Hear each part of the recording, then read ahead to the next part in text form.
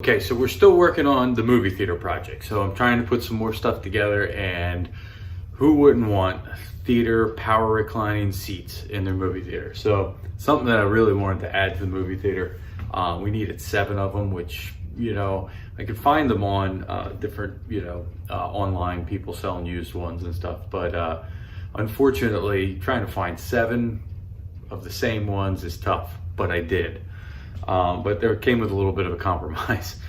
So we were able to get 7 power reclining seats for $200. Nothing wrong with them, a year old, except for one thing, aesthetically. The coating on them started to fail, and the person that owned them just didn't want them in their living room anymore because they just weren't very nice to look at. But besides that, brand new seats work fine, nothing wrong with them. So I'll show you what I got myself into here in a second. But a lot of times when I talk about doing really awesome stuff cheap, it's not always about building stuff. Sometimes it's about finding something and repurposing it or repairing it and fixing it. So with a little bit of elbow grease and some desire and a willingness to fail once, twice, or 3 times, anybody can achieve this stuff and pull it off. So I'm going to show you just what the coating on these seats look like, and then I'm going to tell you how I'm going to solve that problem.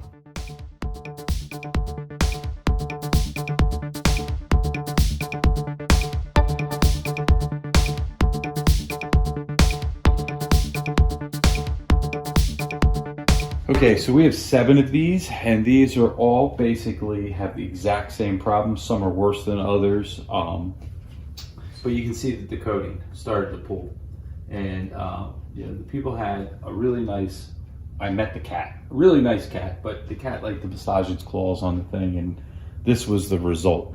Once it started peeling, people sliding in and out, and that was the end of it. But besides that, seats are in great shape, and they actually work fine, and everything else is good about them. So what we're going to do is we're going to actually recover these. Now, online you can find all kinds of compounds and flexible coatings and stuff that, they say, oh, we'll make it like brand new, you'll never know. But I had a lot of experience in the auto restoration business and with those repair compounds. Those repair compounds are really only temporary repairs. They were designed for the cigarette burn or the little tear in a seat. They could fix it, the dealer could put it on a lot, or you could put it up for sale, and it looks great, and 6 months later, it starts to get a halo around it, the coating starts wearing off, and then eventually it fails. So I don't want to go that route. I don't want to fix these and then a year from now have to do them all over again. I just don't even want to get into that.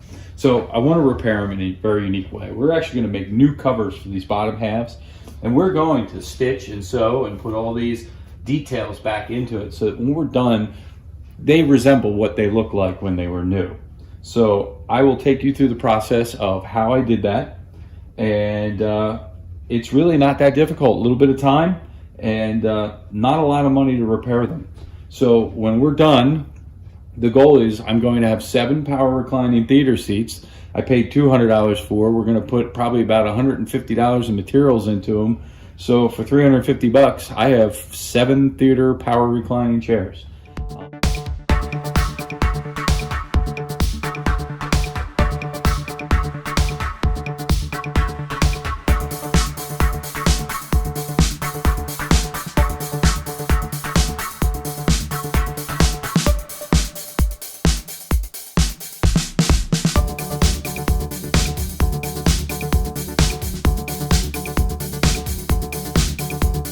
All right, so one of the things I'm doing here is we've got everything marked out. I have these measurements here, and these are the measurements that will allow me to duplicate that crosshatch pattern that you see in the thing on the existing seat. If you notice, I have these little pencil marks over here, and they're corresponding to the other side, and that's what those measurements are. What I did was, instead of putting some kind of marker or chalk, or it was actually difficult to get the chalk to stick to this material without it brushing off easy. So I didn't want to lose my lines halfway through. So I'm just using painter's tape. And what I'm doing is I'm sewing to one side of the painter's tape. So all I do is I throw some arrows on here so that I keep my stitches consistent on one side of the tape, because when I flip it around to sew the other, from the other end, I don't want to start sewing on the wrong side, because if I do, I sew here and then I sew here, I'll end up with a bigger gap than what I should have. So I'm just going to put these little markers on here so that I can follow what I'm doing. Now, I left my 1/2 inch at the top, or 3/4 inch at the top, 3/4 at the bottom, so that I have my sewing seam when I attach the other panels to it. So I actually offset that number before I started putting my measurements in, and everything's perfect now. So we're going to go ahead and sew this. These are the bottom panels that you actually sit right on.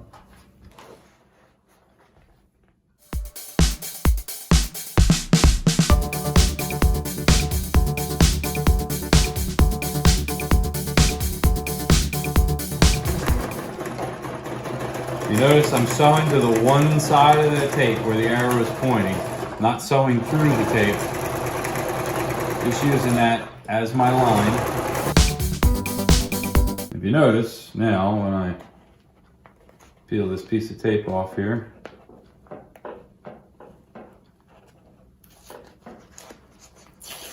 you can see my stitched lines, just offset. And it's starting to create that raised panel look now that we're after by using the batting on the back. All right, so as you can see, we have all our diagonals in now. What we're going to do is I saved the painter's tape that I used for my guide, because we're just going to reuse it and flip it around. So I have an offset of 5 lines down to create my diagonal pattern that matches these chairs. Now what we're going to do is we are going to replace that tape, 1, 2, 3, 4, 5. Going in the opposite direction, create that crosshatch pattern. If any of your arrows don't line up properly, just scratch them out and redraw them in. But as you can see, we're going to do this now, and then we're going to sew that, and then this panel will be done.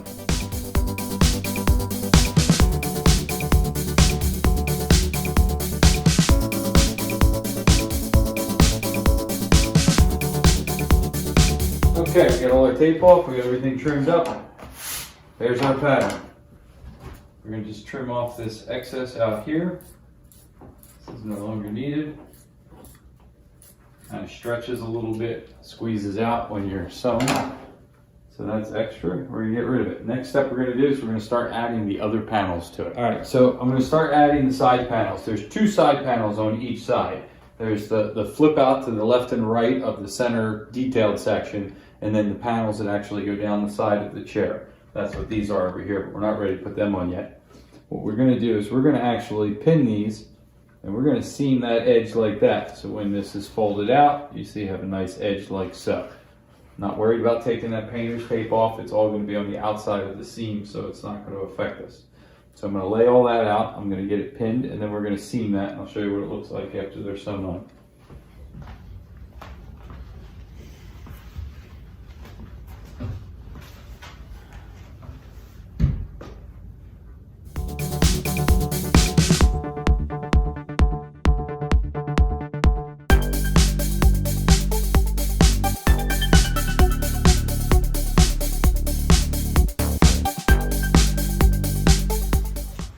We have that sewn up, you can see it gives us that nice inside seam now. And that's on the side panel. I'm going to go ahead and sew the other side panel on, and then I'll show you what we're going to do with the side pieces.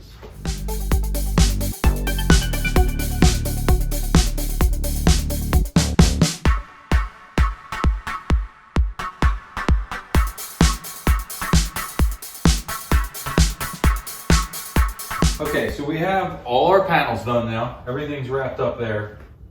I had already done a couple of these chairs, so that's why I don't have all 7 here, because I've already finished a couple of them. Next thing we're gonna do is get some heavy duty elastic, 1-inch elastic. What we gotta do is, these are the panels that actually go down along the sides of the base cushion. What we're gonna do is we're gonna sew in some of these straps. And what we're going to do is we're going to use that to actually pull under the full cushions and be able to tie them off underneath, kind of like how a seat cover in a car attaches. We're going to pull it down from the back, the sides, around the recliner itself. And and it'll pull it nice and taut and tight, but still give it that elastic stretch. And when you jump in and out of the seat, so that it has some flex to it, it's not too rigid.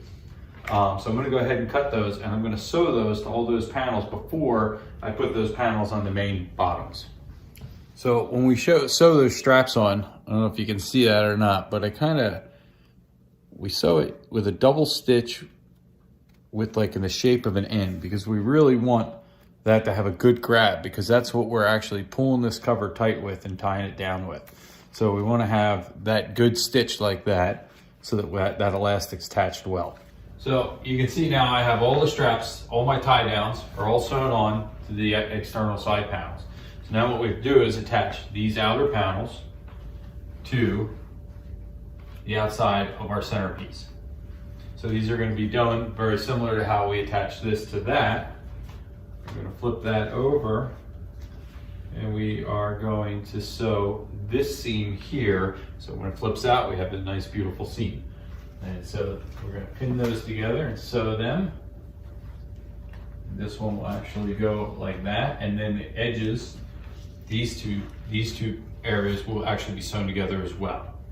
And basically it will make like a cup that will slide over top of the existing seat. Okay, now you can see we have all the sides sewn and seamed on. We have the back, we have our corner seamed here, just like that. And now what we're gonna do is when we turn this inside out, you're gonna see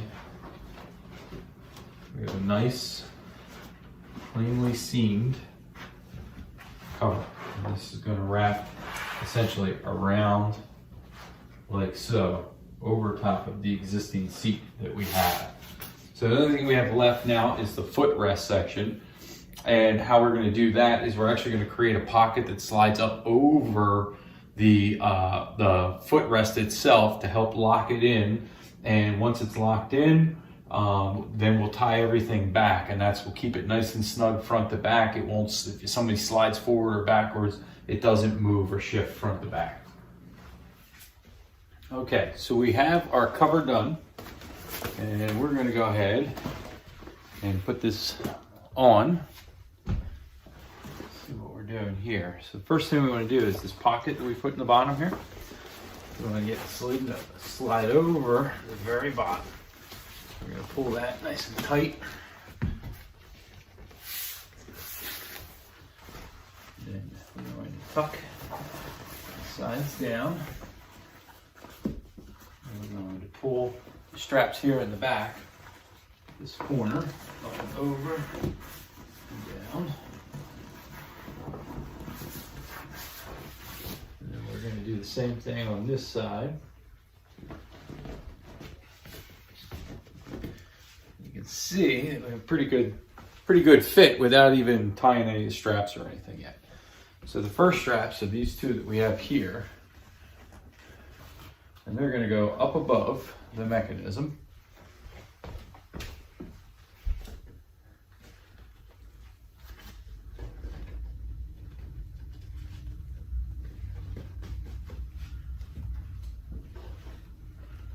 These are just going to get pulled nice and taut and tied.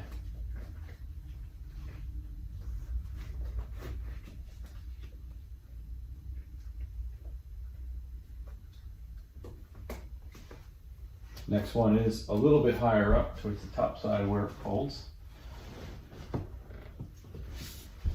And that's going to get tied underneath it here.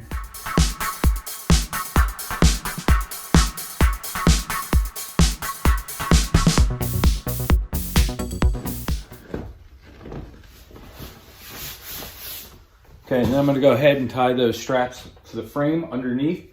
And when it's done, it'll be all nice and taut and in place.